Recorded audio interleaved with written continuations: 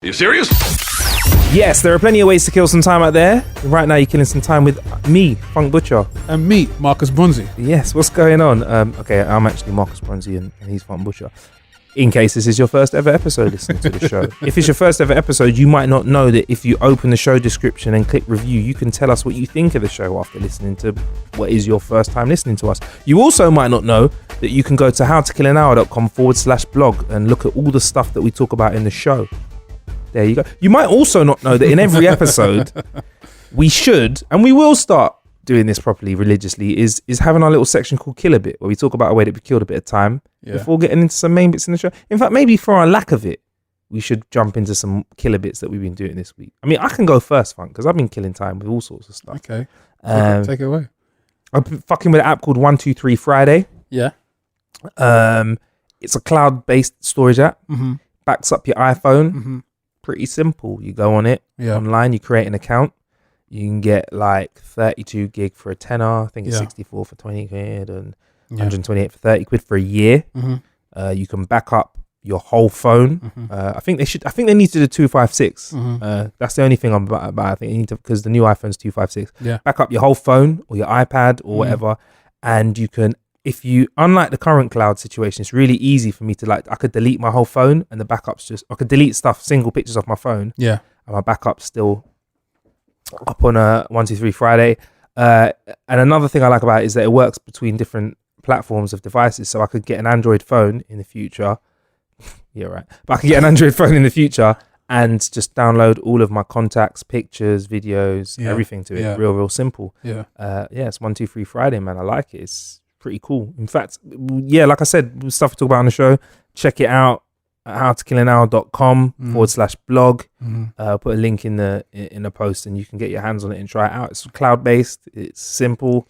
It's for those that, because I understand, right, a lot of people listen to the show, you are more likely to be an Apple device user, right, because there's a lot of those phones out there, but don't necessarily mean that you have to use Apple's products to back up stuff. You might want to have something that's separate from the company, because you know what it's like when you hear about security breaches. And if we had all of our information in one company and they breach it, I'm just saying, innit? It might not be that safe. But yeah, so I've been messing with that, man. It wasn't really something I've been killing time with. I kind of just had to set up real simple once. And proper liked it. I've also been watching more of 24, Funk. Okay. Where are you up to now? Series 7. Okay. I haven't caught the movie, Yeah. which happens between 6 and 7. Yeah. Is that where he's in London? No, that's the next. That's 8. Okay. That's season 8. I think, okay. Yeah. Whatever season before, I'm just before London now. Yeah. Yeah. I can't cease to be amazed by how gangster Jack Bauer is from 24. He is an absolute bruv. He is. I've never known a man like him. Yeah. I aspire to be that kind of agent if I was an agent. Yeah. Bruv, he does stuff I didn't. If you watched much 24, were you in and out of it, or did you? Yeah, I was in and out of it, but I remember it. Has to make some hard decisions when he's dealing with national security. Yeah. And he always seems to make the right decision. Yeah. I don't know if it's because he's the star of the show and he can't die, so I suppose he can't make that bad decision. Yeah. But he's just a G. Yeah. I rate him so much. It's kind of what Jason Bourne should have been. Bruv, Jason Bourne's like a photocopy of him. Jason Bourne's weak, man.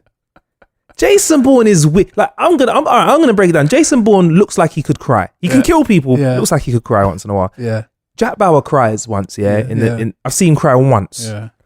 Maybe he cries twice. I've seen him cry once or twice, and both of those times, I was like, bruv, I would have cried about 15 episodes before you. Yeah. And there's 24 episodes in the season. Yeah. I would have cried in episode 7, 8, or 9. Yeah. So I just love it, man. And it's a bit dated. I think that's why I like it. Part of the charming part of watching the first couple seasons that came out in the early 2000s was it took them 15 minutes to download a picture of a satellite.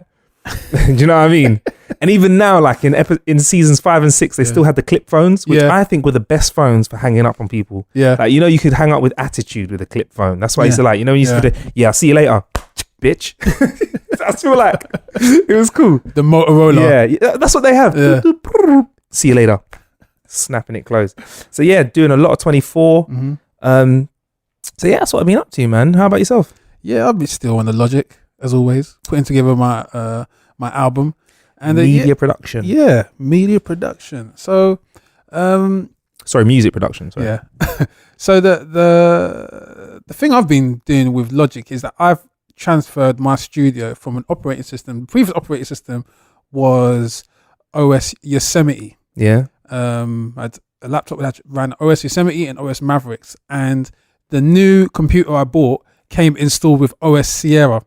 And the problem with OS Sierra is obviously what it is with Logic. Logic is a DAW, digital audio workstation, and what it relies heavily on is third-party developers to kind of contribute their talent through plugins and whatnot. Now, what's a plugin? Like, I'm not a producer, so I'm going to ask all the questions. I'm with, but if you're listening and you think we're going to get all fucked up and ask super techie stuff, I'm with you. Yeah, I can ask those questions for you. What is a plugin? Yeah, a plugin or audio unit is something which could be a synthesizer, just anything software related which you can use within your production material. So it's a tool basically. So it's a software tool that you plug into your software. No, you don't actually physically plug in. Yeah. But you digitally plug it in. Yeah. That's why it's called a plugin, right? So it's kind of like a digital version of me getting a nice sounding keyboard. Yep. Like back in the day. Yep. And you'd plug it into your kit and do it. So it's exactly. like a digital version of that. Right, cool. Yeah. So an audio unit. So Logic Pro, or the whole Logic series, is made by Apple. So obviously there is a complete synergy there with any changes that happen over the years. Logic are there like at the first hand to kind of implement those changes. The third party developers may get it a few months, weeks later on, but everyone gets it because obviously Apple is committed to providing the best possible service, and that obviously has to be achieved through the communication put out to his third-party developers. Now, some developers move a lot faster or slower than others. Obviously, what happens when they put out a new operating system, they put out a beta version, and the developers, they kind of, okay, this is what it is, and they react to it, and they make the changes, and they say, yep, cool, we've made the changes, and our product will now work with your kind of home product, and everything should run as smoothly. Some developers don't play ball, or some developers actually have discontinued their software or their plugin, as it were.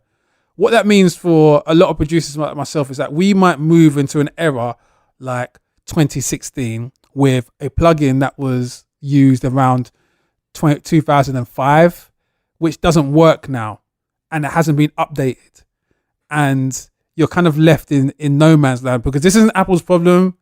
The company has kind of taken the decision to not continue this product, and you're kind of left there with an operating system which is current and contemporary but doesn't use your old plugins. Right. Now, normally what happens is that you can just kind of go backwards to the old operating system. But if you've bought a new computer, which comes as standard, that is the first operating system that it comes with, so you can't go backwards, you can't roll it back. So what that's left me with was a little period where I've had my face in my hands, kind of like in tears, wondering how the hell am I going to finish this album where some of my audio units don't work. Yeah. So you've bought a PlayStation. Yeah. And some of your plugins are N64 cartridges. Yeah. Right? Right. So the plugins don't fit in the new system. Yeah. So can you fix it? Yeah. I guess it's a bit like with the PlayStation 4. There was no backward compatibility with a lot of their games. So there's no backward compatibility with the plugins. Yeah. Is it fixable? Can you fix this?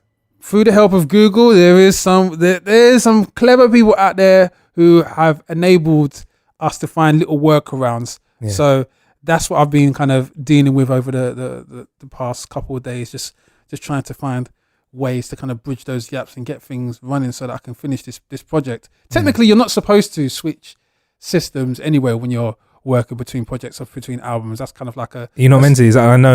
Yeah, it's a schoolboy error because technology is forever changing. I mean, for anyone out there who is kind of venturing into music production, video production, or digital production, they always say that if you are going to click update on your operating system, don't do it. Like, just have a look at the beta version, back up all your stuff first, have a look at the beta version, see if all your stuff works before stepping into that. Yeah, because you can pretty much just mesh yourself up by doing yeah, of course. All right. So Yeah. you fixed it now. You've survived. Yeah, I survived. All right. I probably won't understand if I ask you a question. Like Funk, this is gonna sound like a dumb question, but how hard is it to make a tune?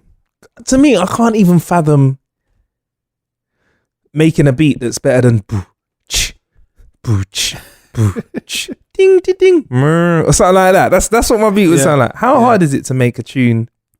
It's not very hard. I always say the thing with whatever your chosen language, as it were, in inverted commas, your language, whether it be Logic Pro, Cubase, Reason, Fruity Loops. And he's not throwing slander at me. These are other production softwares. Yeah. Just call me a Fruity Loops, bruv. You call me a Fruity Loops, yeah? Yeah. You got no logic or no reason. So depending on your production software, your proficiency lies in your ability to understand the software. So once you understand it, you can make anything.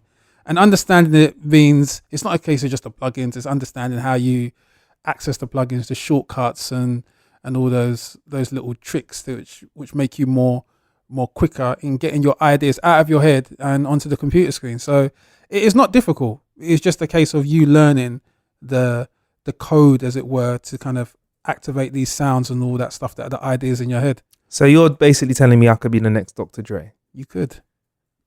Hell yeah. But I mean, I've been practicing that. I got that bit on lock. But even Dr. Dre, he's taken a little bit long of his production. How long we've been waiting for the Chronic 2? It's never going to happen, is it? Yeah. It's a shame, man. Yeah. He's possibly one of my favorite producers ever. Like, I don't think there's ever an environment I can't put the 2001 album on. Yeah. Right, maybe not Funeral, but put the 2001 album on, and it hasn't ceased to get people bumping. Yeah. Even played it on my friends. Like, my friends getting married, and like, what should we put on in the background? We're getting ready, and it just got put on. Sick. What's the difference between me and you? Yeah, man. Sick album. All right, cool. That's how you've been killing some time. How else have I been killing some time this week? I have been getting a bit further into Final Fantasy. Yeah. I'll keep it brief. I won't bore you because I'll be speaking about it a lot on the show. Yeah, well, you can't bore me with Final Fantasy anyway. So I'm continuing to enjoy it. In fact, no, we've already spoken about that, a lot about that. CES is happening right now, Consumer Electronics Show. Mm-hmm. We've not spoken much about it on this show. Is it because we're a little bit salty about not being there? Maybe. I don't know. But I've been reading up about it. There's some cool shit that's come out this year. Yeah. There's some weird stuff that's also come out as well. Okay. You ride bicycles. Mm-hmm. Motorbikes. Somebody's come up with a self-balancing motorcycle. Yeah, I saw Honda. that. Yeah. Is that a good thing, bad thing? Would that be a hindrance or help? Kind of pisses me off because I wish they'd brought it out before I did my test. Part of the trickiest part when I was doing my motorbike license was actually balancing it on a bike. And you know the weirdest thing is that obviously bikes go up in different cc, different power ranges. Yeah. And the bigger cc bikes, their back tire, their rear tire is actually enormous. So it actually makes your stability a lot easier. When you're riding smaller bicycles with these skinny tires, that's when you're wobbling like a tightrope walker. Really? Yeah. And do you know one of the maneuvers on the test is just like when you're doing your driver's license for a car, is a U-turn. A U-turn on a motorcycle is absolutely terrifying because basically you have a space which is like a parking bay, like a supermarket, and the two parallel lines that's the space that you have to do your U-turn in. In between those two lines, you have to turn from one end, do a U-turn to the other without your foot touching the ground. You have to do a U-turn without using any guidance with your foot. No. I didn't even think that was possible. So I always thought a U-turn was go forward a bit, turn, put your foot down, wheel the bike back a bit. Yeah. So it's actually called a turn in the road, but it's obviously nothing like a car because a car's 3-point turn is done in a series of parts.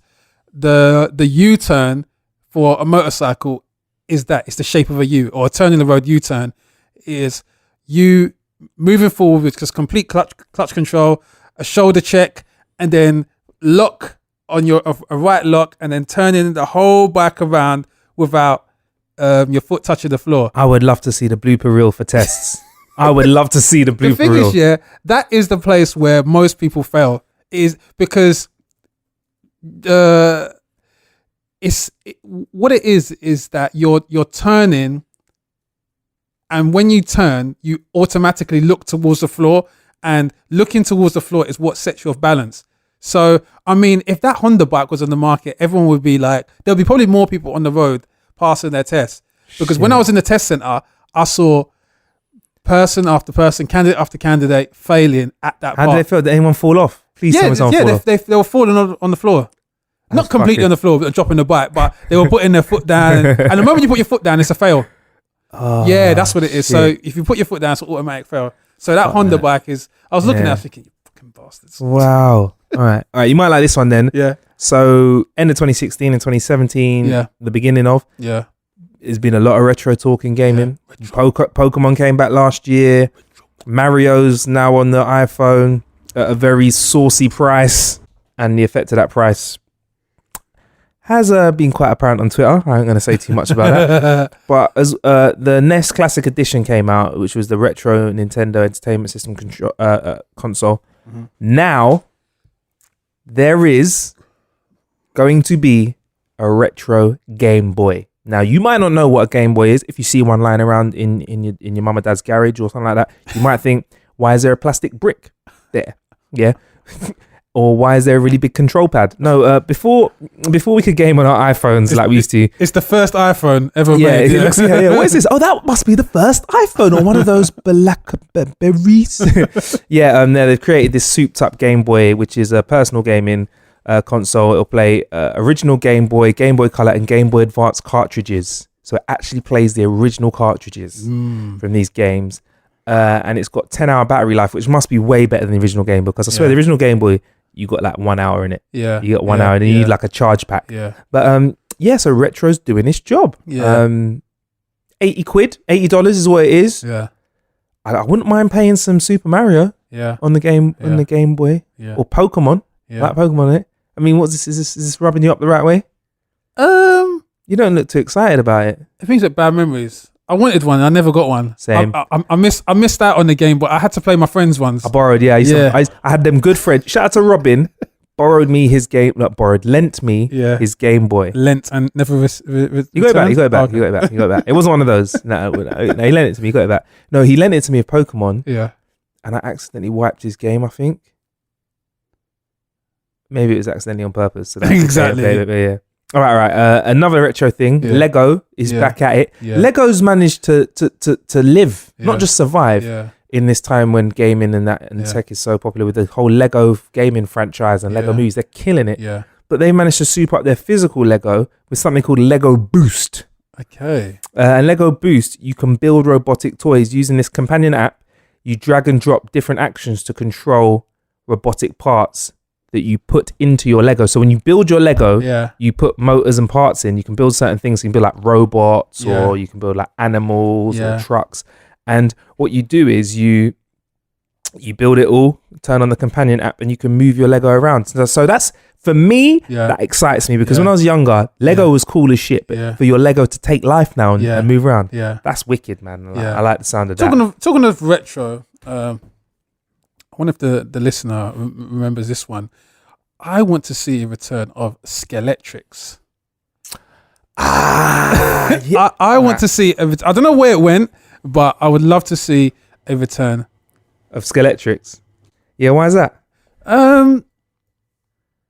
That was just something from my childhood that I just remember the advert, and someone who wanted to be kind of like a Formula One driver, and as a kid, that was the closest I could get to it. Just having that feel. And you know, when you think about it, there was there was a bit of a safety hazard, because when you play Skeletrix, and Skeletrix is like a racing set. Yeah, a remote controlled racing set, but you use cars which actually replicate real Formula One cars, and look like these stupid supercars. They actually look like real Formula One cars, but they actually generated so much heat.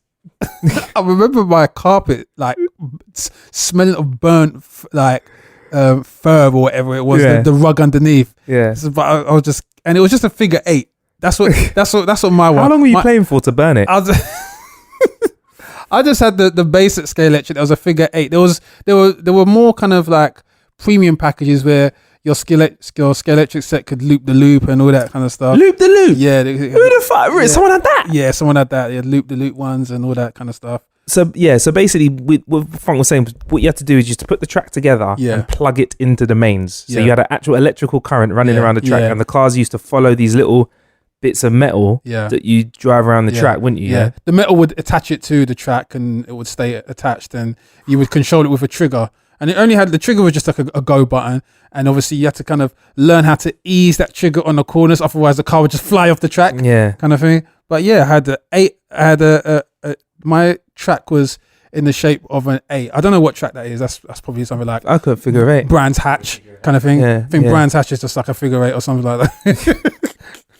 But I wanted a track that was like a bit like the Monaco kind of track with all the little corners and yachts, kinks in it, and tax free haven. You wanted that in it as well.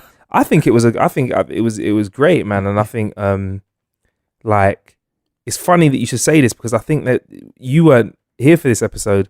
We found something that was better than Skeletrix, and it was called Onky Overdrive. And we played it on episode 80. Nick Bright, we actually set it up in the office. Okay. And you lay the track. So the good thing about Skeletrix was it was cool then. Yeah. But tell the truth, it did take a long time to put this track together. And if it wasn't clipped together right and the electrical circuit wasn't connected properly, it didn't work. Yeah. And let's be honest, a child playing with a track that's got a raw electric current going through it.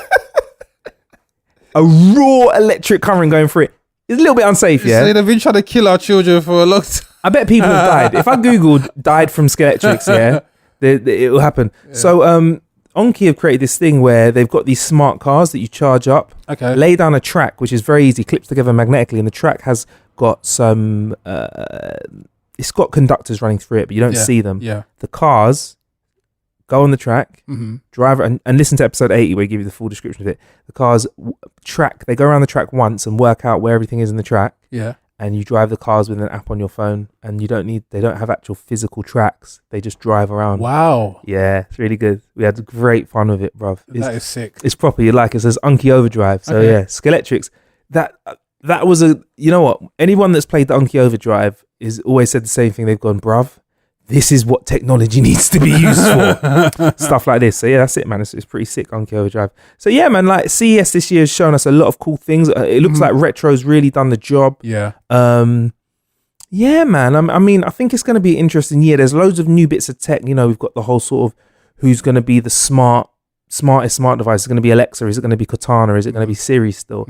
You know, how are we going to make our home smart? Because there's all these options now, but I feel like someone has to come in and say, look, this is what you need for your home. We've got you. This is the kit. Yeah. This is the light bulbs. This is the power plugs. This is the locks. And I think Amazon's probably the closest to that.